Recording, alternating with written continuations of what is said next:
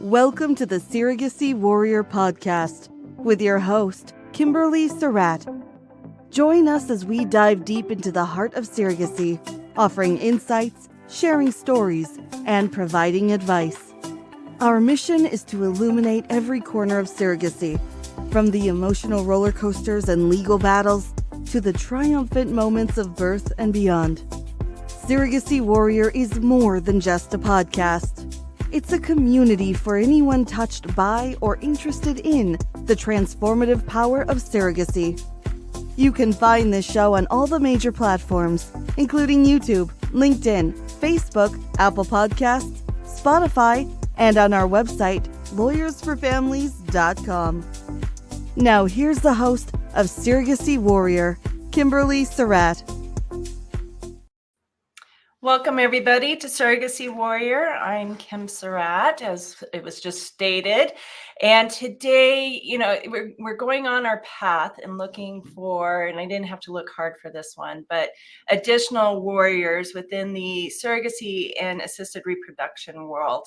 And my goal has always been to continue to advocate. There's a lot of advocacy that's needed in this space, and it never ends. And Adrienne Black is with me today. She is probably one of the most prolific warriors and advocates for this space that I could possibly introduce you to. She is also the CEO of Heart to Hand Surrogacy, but that's not it. That's not all she is. She has other titles, but we'll go with that one for right now. Adrienne, can you give us a little more background on yourself and introduce yourself? Sure. Thanks for having me. Where to even start when you tell somebody kind of about what your life's work is and what you have, kind of where you started to where you are. I am the founder CEO of Heart to Hand Surrogacy, but prior to that, I was a surrogate. So I've been a surrogate 4 times for 3 families, and we had 6 babies collectively. Prior to that, I was a midwife. That was my original career. And so as I kind of fell in love with surrogacy, that transitioned into being the thing I was most passionate about. And I knew that would end up being my career, but it took a little bit to get there.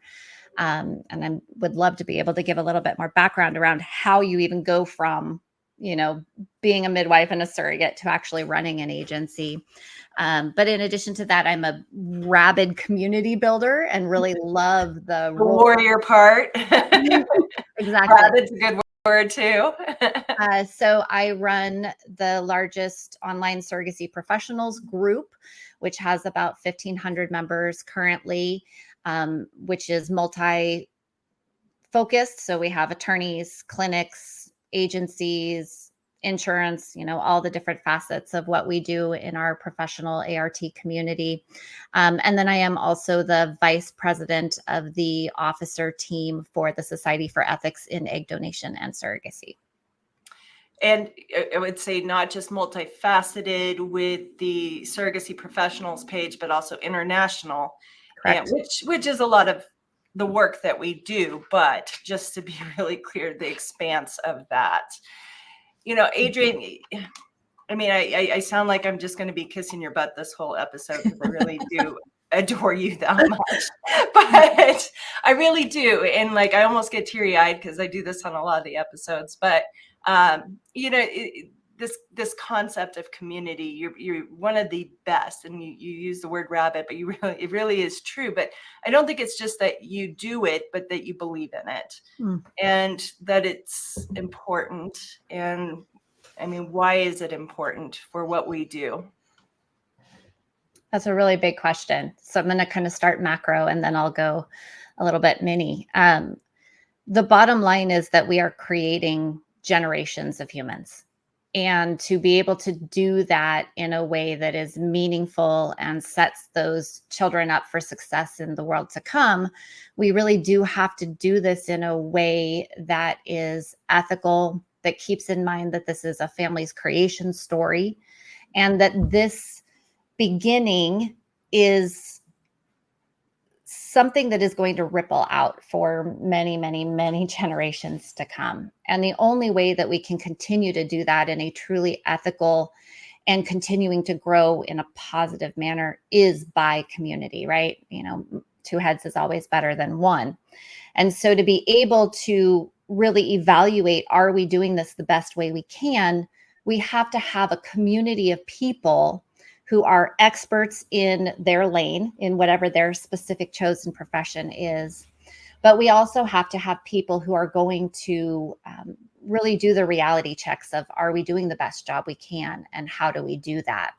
And to be able to do that, we have to have a community of professionals that supports and trusts each other, because everything we do is in a little bit of a gray area. And so it's really critical that every piece of that be about, is this still the right choice? Now that we have this information, is this still the right choice? So to be able to be in a competitive environment, we also have to build that trust. And so for me, that is really the foundation of why community is so important and why I'm really dedicated to building that. But then when you bring it on kind of even a more minute level, each of us puts our heart and our soul and our passion into this. And a huge part of my social community is from the ART community as well. And so to be able to feel fulfilled on multiple levels as a community professionally, we have to be able to meet with each other, communicate, talk, have that vulnerable space to really be able to share, here's what's going on. And so that community building is also personally satisfying. So we have this large overreaching ideal of like, we want to make the world a better place through assisted reproductive technology. But then we also have to be satisfied in what we do ourselves. Is a large part of your friend group also? Well, yeah, especially, I mean, it's gone back to that international part of it. It is, and I'll tell you, it's changed dramatically, because my first surrogacy was in 2003, and that's 21 years.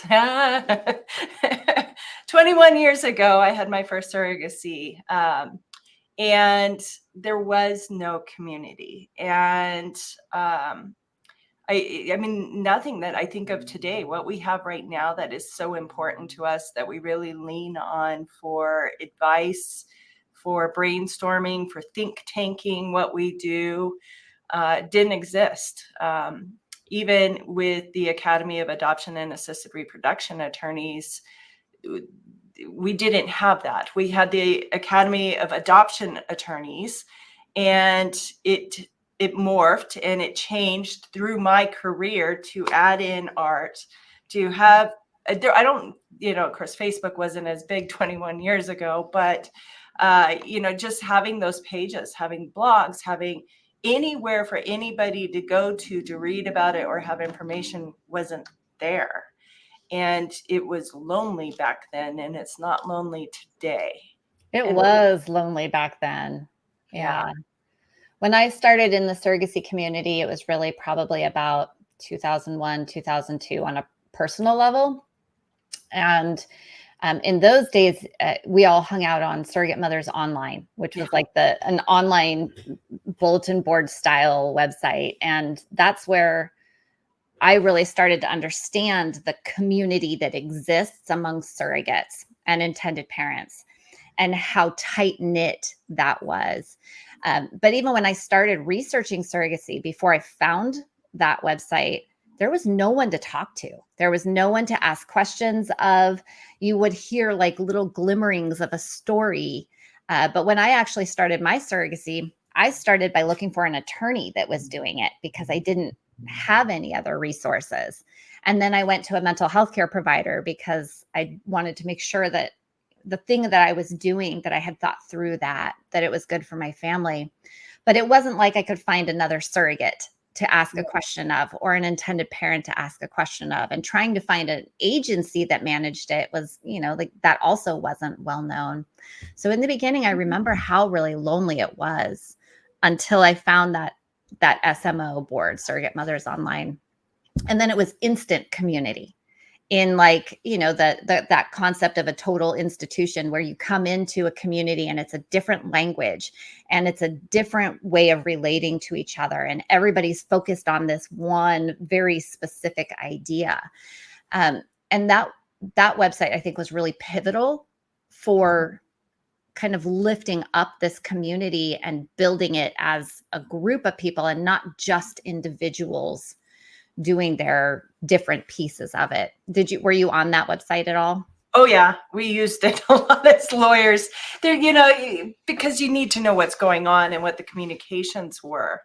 And my clients, my very first clients, they came to our firm with, "We need you to do surrogacy," and we said, "Well, we don't know anything about it." And their answer was, "Well, that's cute because neither does any other attorney in the state of Nevada, but you have a statute and it's there." And we went, "Okay, I guess we need to figure this out." And I spent a lot of time on that website, and it was pivotal. I think it was probably one of the first networking community elements there was. I don't always include some of the legal stuff that's out there because lawyers get their continuing education, but there wasn't any continuing education specific to this. And you fast forward to today and it's numerous. There's far more than that. I feel like it got skipped over too, because your surrogacy professionals page has how many followers? Members? I think it's members because it's closed. I think the actual number last time I looked was like 1,823, which, interestingly, like in a large entity, that's barely a drop in the bucket when it comes to social media land. But for what our community is and how niche it is, it's actually a pretty large presence of professionals. It's a large presence because you also screen people. So, I mean, it's right. Yeah. I think that's part of it. I mean, it's a concentrated, true, real group. You can look at lots of pages that have millions of followers, and are they really followers? Are they really involved? Right? No. But I do some screening. So you do have to be a professional in the industry to join. So, if you aren't actively working with surrogacy, we don't approve them. They also have to have an active website, because if you don't have a website, it's hard for us to actually know if you genuinely are an entity. And then it has to be the actual person. It can't be the business page joining. I think that's really important to keeping a sense of community, right? These are all individual humans who happen to work in this field, but we're coming together as humans in this group. And that was really important to me when I thought about what does it take to feel safe and to be vulnerable in a group of competitors as well as colleagues.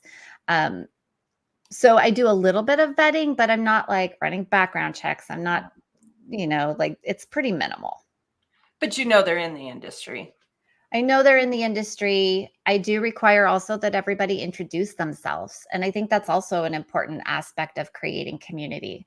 When somebody new comes into the room that you're in, it's hard for a lot of people walk up and say hello.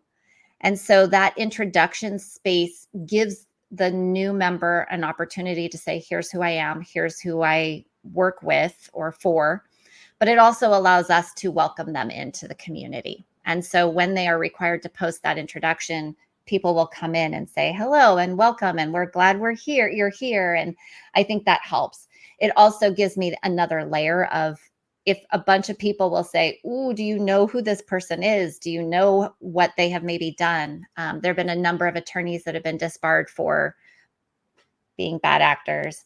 And so I've had it when they join, if I didn't know, having the rest of the community come in and say, hey, this is maybe not a safe entity to have in the group for ABC, then it also allows for that second set of eyes and knowledge that I wouldn't have had on my own.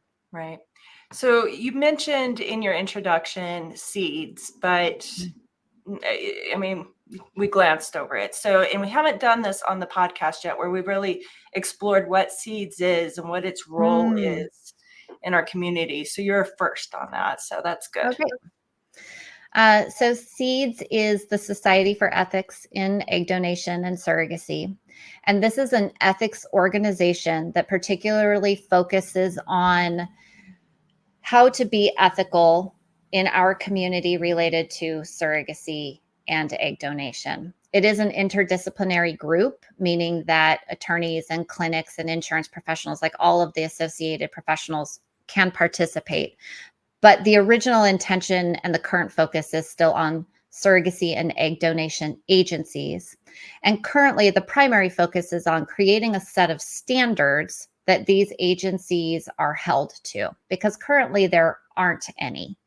And so the goal of SEEDS is to educate professionals and to set this standards, this grouping of standards around how we operate in an ethical manner. The thing that for me, I'm most passionate about related to SEEDS is that early in my career, I was so lonely. Like, really, lonely is such an accurate word for how it feels to start a business in this field. And my first SEEDS conference was like coming home, right? Because it was all of these people. And let me back up for a second. SEEDS holds 2 professional conferences a year that are interdisciplinary. It's a 2 to 3 day event, and they bring in speakers that talk about ethics and other topics related to our profession. And so this first conference that I went to, all of a sudden I was surrounded by a group of people who were as passionate as I was about surrogacy, who were doing similar things, talking about the things that were important to me, but also they welcomed me in. And it's hard to be new in a business, in a field, and in a field like ours where it's not common. Having that group of people welcome you in and share your passion, like, for me, it was transformative.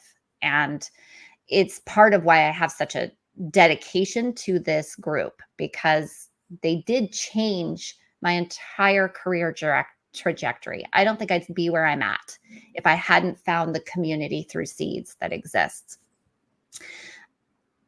And now I've forgotten what the question was and what I was talking about, because I got so excited.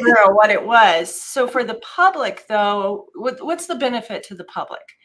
I mean, as professionals, we keep talking about all the benefits to us, but I think we could probably turn this a little bit and explain to others outside of our society, however you want to call us. We were desperate. We were lonely. We just made ourselves like it's really obvious that we desperately needed help. And we've grown this. It is a different world than it was before. You can get to the information, but what benefit is it to the greater community that we have this now? Do you mean the parents and families that we serve? I think so. I think, and anybody that would be interested in listening to this podcast, maybe they're thinking about getting into this, or I think a lot of it's for the families too, though, why it's important that we've grown this way, that it's not what it was 20 years ago when we started this. I think anytime you are working with families who are vulnerable and creating a relationship, that having and in the gray area, right? Because I think that while we do have laws around surrogacy, this is still a developing field. Oh, very much so. Yeah. And so having an organization that focuses on professional ethics helps us hold ourselves accountable. And it gives us that ability to come back and look and say, is this the best way that we can do this?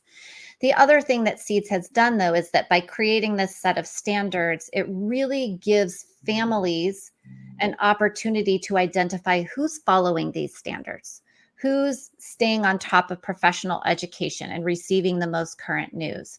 And so SEEDS has a directory on their website of who their members are. And so my recommendation is always that families work with members of SEEDS, because it means that they are those entities are following the standards They are staying on top of professional education. They're seeking out knowledge about the ethics, about medical processes, about updates, and really keeping the idea of service front and center, because it allows us to congregate in a way where we can share that information. And when we are evaluating, is this an ethical practice? Is this something that is still more information needed? That means that we're able as professionals to provide better care to our clients, surrogates, intended parents, and the children born through surrogacy.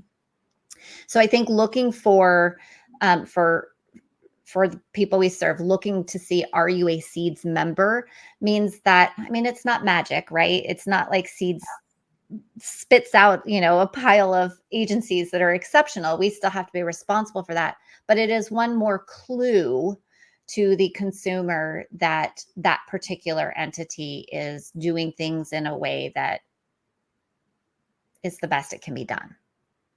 Well, I think what's important too is this has happened in several areas within assisted reproduction. So for the legal community, that has been the Academy of Adoption and Assisted Reproduction Attorneys.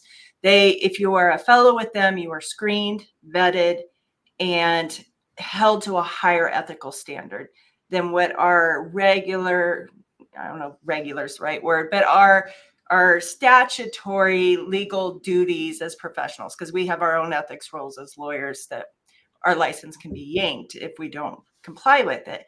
But Quad A, which is what we call it for short, 4As, Quad A has a higher ethical standard. Yeah. Then we've got SEEDS doing this on the agency level. We've got the American Society of Reproductive Medicine, who, if we look 20 years ago to today, and that's who's watching and monitoring your clinics and trying to set standards for the clinics that are higher ethical standards, that are good practice standards, practice protocols that we, while we had ASRM 20 years ago, surrogacy still wasn't a huge part of it. It's really changed over time because the science has changed. The numbers have changed. The number of families that we're helping have changed. And the laws have changed, like you said. There's more states participating at this point. I mean, we're adding on new states every year almost right now. Yeah. Yeah. I think ASRM is an important piece, right? This is the foundation for me as an agency of what outlines the criteria for intended parents and surrogates. But it is primarily medical or mental health based, right? It doesn't really address all of the other pieces of what it means to be a surrogate or an intended parent, because their focus is clinical. And so as an agency, it's helpful to begin to identify, like SEEDS is doing, what the other pieces are, and also what it means to run a business in this community. A lot of agencies start by somebody who is a surrogate, like myself, going, oh, I love this. I want to do this. I want to match intended parents and surrogates and help them have this amazing experience and grow their family. But there's no training program for this. Right. And so that process of learning how to run an agency in an effective and ethical manner, it's hard because there aren't a set of guidelines that tell you how to do it.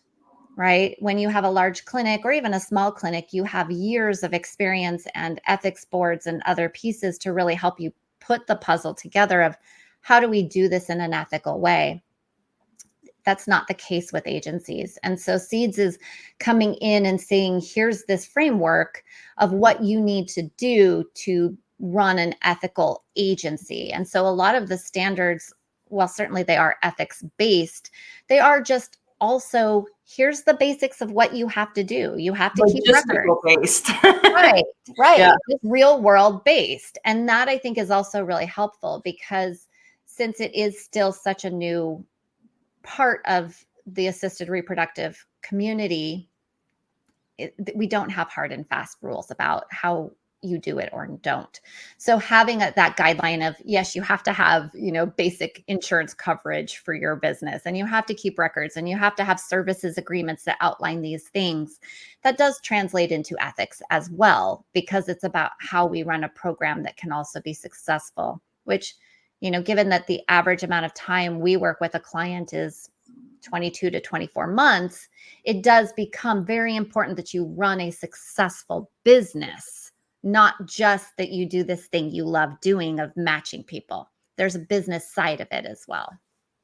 Well, I think it's real important to point out too that I think a lot of the public, and this is probably the most common thing I run into with casual conversations where someone asks me what I do, or ask you what you do, but the one piece is that the public thinks that surrogacy agencies are licensed to be agencies, and I think that is the confusion in the public's eyes, and they're always dumbfounded by it, which is why this podcast is so important for people to know.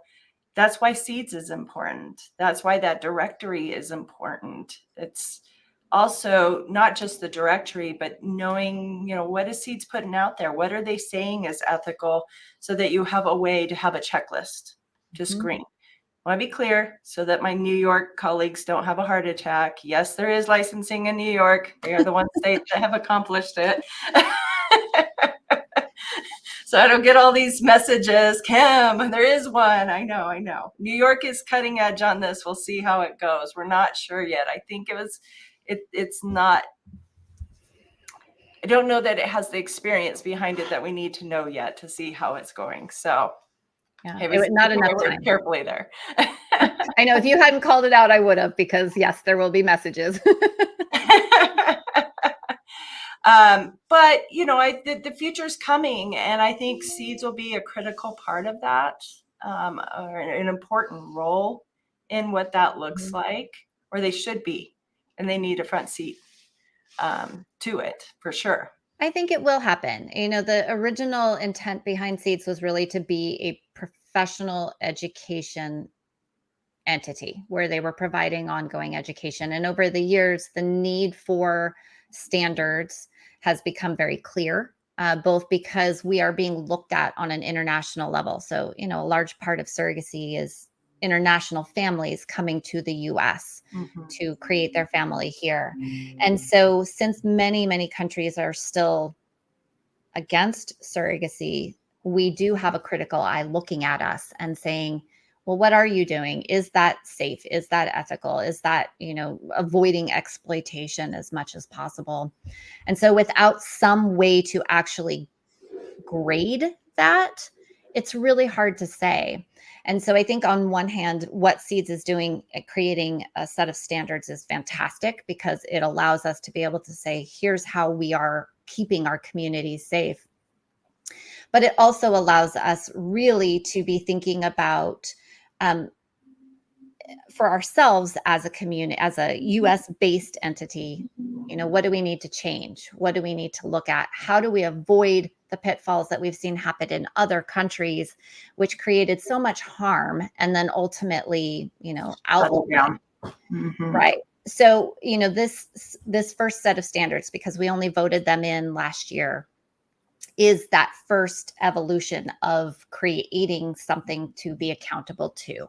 And I think that's really important. And I think as surrogacy kind of shifts and changes, and there's so much change happening on an international level right now, it will become really important to protecting our profession in the US and surrogacy as a whole, to be able to say, here's the set of standards, here's what we're following. They'll change, right? Like there's an opportunity for them to grow and adapt as the community grows and adapt. And I think that's equally important. Oh, it's very important. I think, you mentioned the exploitation, and the part of it's about public perception. And as much as I'd like to think it's not out there in the United States, I was just on my way to Mexico for a surrogacy presentation and had a judge with me, and she was super excited because she didn't get to do a lot of this, but she, just enough, but she didn't get to go travel for it, and so she was telling this couple at the airport about it, and they said, oh, baby selling. And she was dumbfounded because she just couldn't believe that someone would think that in the context of what she knows, how much we do to protect people and what we, how heartfelt we all really are about what we do, that it isn't baby selling. But without doing these types of things and building this community to lean on and support each other, those kind of ideas or concepts can run us over like a truck. Yeah. And, yeah. When somebody asks me what I do, I always so I've been doing this for 13 years. I've been running my agency for 13 years and was at a law firm as an ART law firm for 5 years before that. So a lot of time under my belt to come up with an answer of what do you do? But the reality is when somebody asks me what I do, I always pause and assess, and I look at this person and I have to say, like, do I give them a full story? Do I gloss over it? Like, how in depth do I want to be? Because when you get into that question of, what do you do? And then somebody says, oh, you sell babies. Like, it makes my heart sink, first of all. Devastating.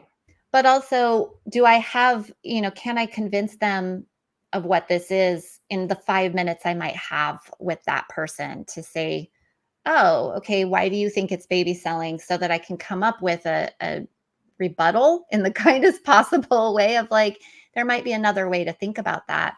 But I always pause, like even this many years in, I still pause. And maybe I'm more cautious about telling people what I do now than I even was 5 or 10 years ago, just because it is such a emotionally fraught thing with so little actual education about what we do. And, going into that conversation of like, how do you vet a surrogate? Like, that's not a fast question. How do you avoid coercion? That's also not a fast 2-second answer. Right. It's not an elevator speech. Right. Yeah. So trying to help the community at large understand what we do when it is such a complex thing. I mean, first of all, we're probably so buried in the minutia now that it would be easier if I didn't have this many years under my belt. I might be able to come up with a better, shorter answer. But also, like, I really care and I want people to understand what we do. And we're not there yet. There's still not enough actual exposure, and the storytelling that goes with surrogacy is still like so kind of excitable that it's hard to really pin down, like, here's what you tell a person when they say something like, oh, baby selling. Yeah. Well, except that over the years, I would say, because I usually start with, I do assisted reproductive law. This is a little more generic than the word surrogacy, and it covers more things. I do other areas. I do egg donation contracts, all of it. And usually, I mean, not usually, I'd say a greater percentage of the time now, people respond with, my niece needed that, my neighbor, oh my goodness, I know somebody who helped somebody, or, oh, I've always wanted to donate, or like some response like that than we used to get. So Yeah, I agree with that. Some public education has gotten better with this.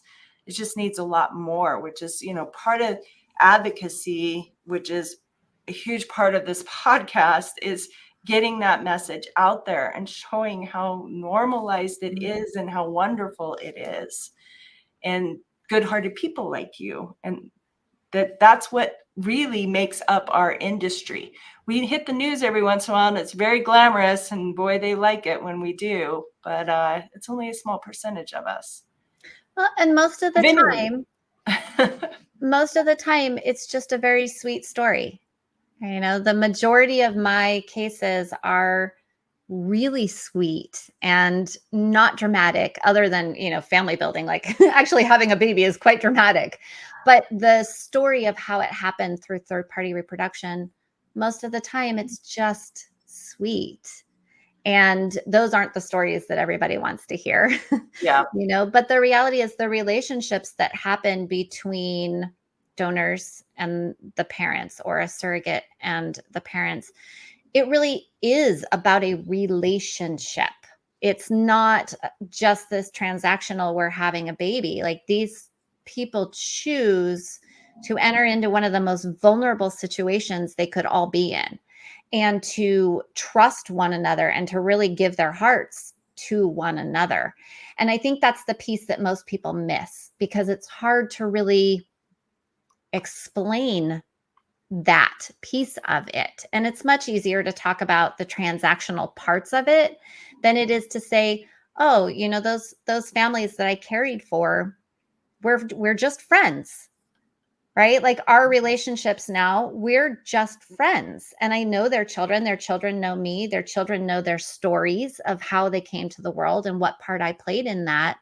But that part's not as important anymore as just we are people who did this thing together and now we have this lifelong bond, Right. which isn't, like that's not dramatic. It's just sweet. It's just sweet and it's wonderful and it's wholesome, it's It is wholesome. these families, people don't realize how much stress and how difficult it is and how many steps there are to the process.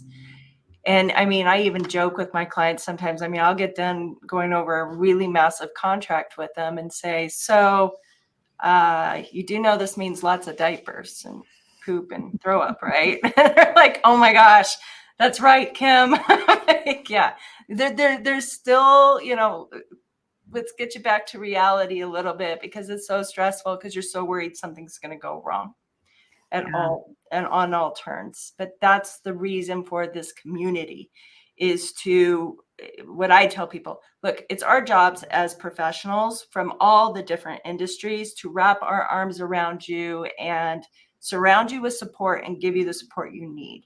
So when I was just in Mexico, this came up, what regulations do we pass? I said, it's more than regulations. It's about the professionals. It's about the support. And if you want to, they've already said that surrogacy is allowed in Mexico. I mean, by constitution, it's allowed, but do you really want to be sincere? Give them the support they need. I think that is grow one of the professionals, grow the network.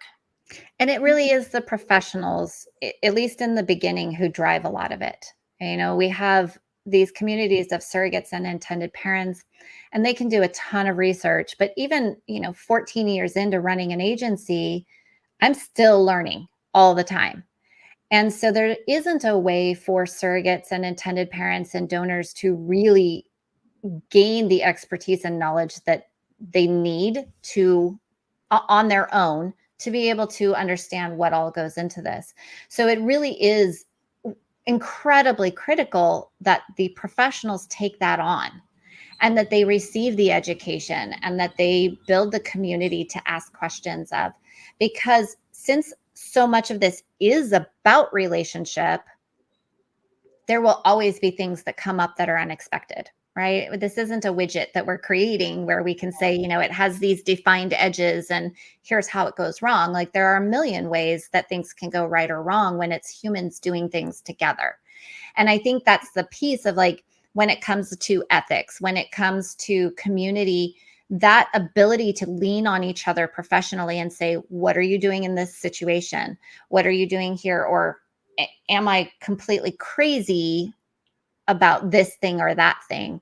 That's what I think the secret sauce is, right? Like, if you can rely on your professional community to help you understand what needs to happen to make something work, then you're miles ahead. And in a burgeoning community like Mexico, where surrogacy is really in its infancy, I think being able to direct professionals to build those relationships is critical. But it's hard because we're also all competition. Yeah.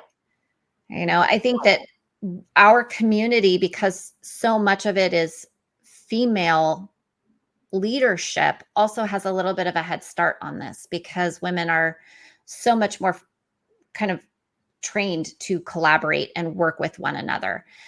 Whereas kind of male-based leadership tends to not collaborate quite as much, right? It's more of a top-down, here's the directive and go do it. What I see in our community with so many agency owners who are female is that there is a natural instinct to say, hey, what are you doing about this? How do we connect? What do we do?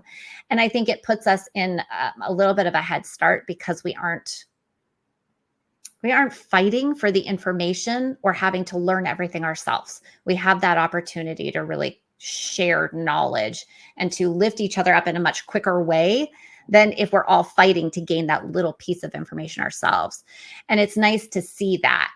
I mean, certainly our male colleagues also exhibit this. I'm not anti-men. They're not devoid of it, but No.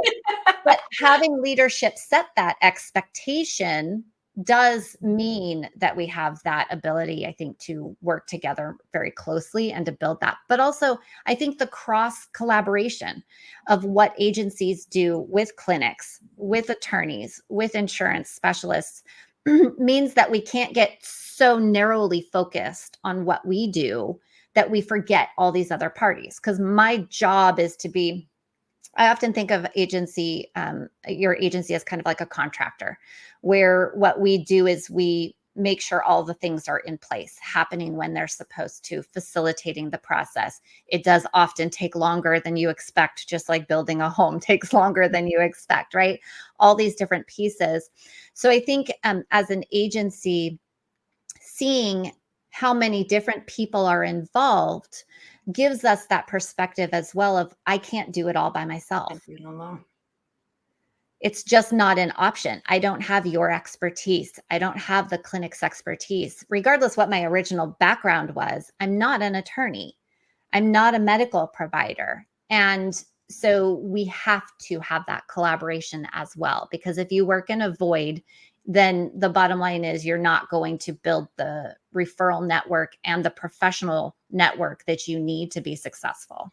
I don't know how you do it anyways. I mean, I remember 20 years ago, I mean, I was so desperate. I literally sat around thinking, fine, I'll just open my own agency. Fine, I'll just open my own escrow company. Fine, because I was like, because there weren't options, I was like, how else am I going to be able to promote this and make it happen? And if I don't just make them myself. And I finally really had a good heart to heart with myself and said, you're a lawyer. Just in my soul, there's no one that doesn't believe that that's what I am. They all know it. I mean, I can't hide it. I don't hide it very well. It's definitely in my demeanor, in my personality. It's everything. And so we love this about you. I'd love to hide it once in a while, but I don't hide it well. So anyways, we're in a new generation. And I think that was a really good point, is don't do it on your own. Don't be in a bucket by yourself. And if you're looking at doing surrogacy, informing your family this way, know these resources are there. Know that this community exists, and they will get you connected, and everybody can help connect you and surround you. Now, I don't want us to finish without talking some about heart-to-hand surrogacy, because we loaded this up with seeds as if that's your identity, but it's not. Now, tell us about your agency, where it's located, more information about it. Sure. Heart to Hands it's absolutely my baby, and all my kids have flown the nest, and so I'm really like, that's all I have to think about anymore at home. And so it is the thing I am most passionate about, except for my own family. And when I was contemplating starting an agency, for me, what I wanted was to be able to follow the whole story. So, I'd had experience as a midwife where I got to see families created and be part of that story, and that's magical. And then when I worked in the ART law firm, I had the opportunity to see like what happens in the legal process. And I loved that because it was a different facet of thinking through all of the pieces of what goes into a surrogacy process. My own surrogacies, that's what really made me love this, the intentionality of what a family and a surrogate choose to create this human and bring them into the world the way that we do is just absolutely magical. And when I think about the idea that, this little embryo, like before it's even 7 cells old, it has like on average 19 people that have been involved in its creation and have loved it. Like, how can there be something more magical than you being loved by 19 people before you're more than a few cells old? And what I missed, though, through each of those was the completion of the full story, right? I didn't get to be part of all of it. And that's what I really love, is that transition of we're intended parents to we're parents, or a surrogate to, I'm this human who can grow this baby for somebody, to I did that. And running an agency allows that. They give me that full story, and I really love that. So that's why I started.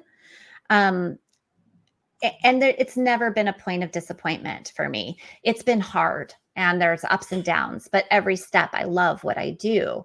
And I love working with people who are as passionate as I am about what we do. And Heart to Hands, we opened in 2011. In the beginning, really small, while I learned what it meant to run an agency. We are now really more of a bespoke agency. We'll do 50 to 60 matches a year, which puts us in kind of a mid-level agency. We're not a high number agency. We're not a low number agency. But I really like that number because it still allows me to know who all my clients are on a very personal level and to know their story, which is the piece that I love.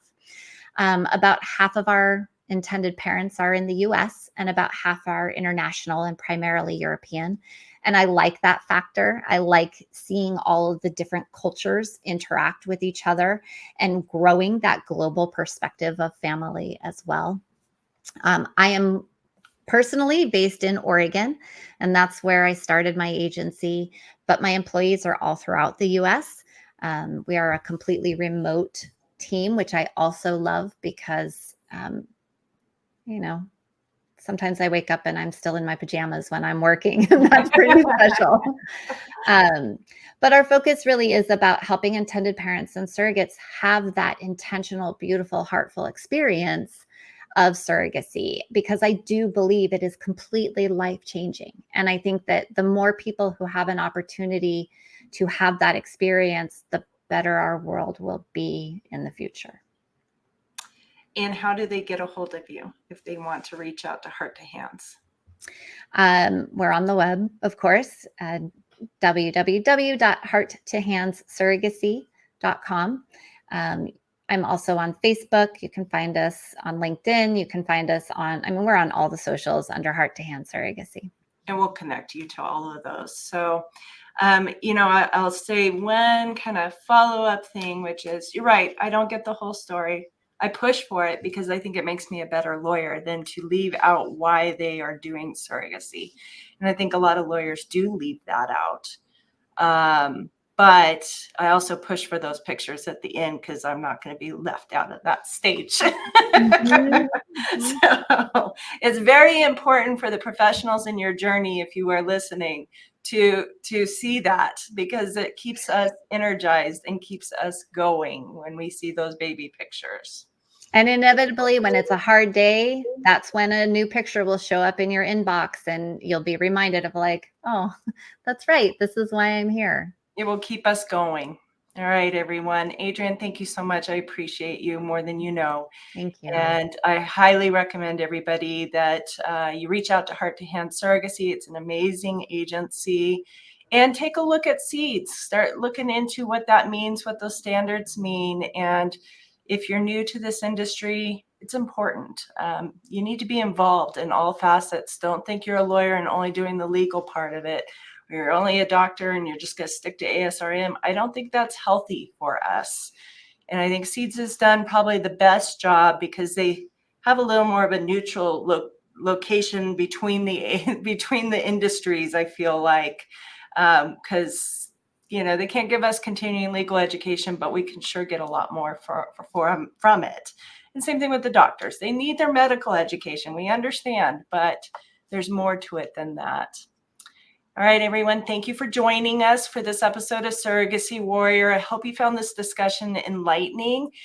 Please leave us a review, connect with us on social media, reach out, let me know what other content you may want.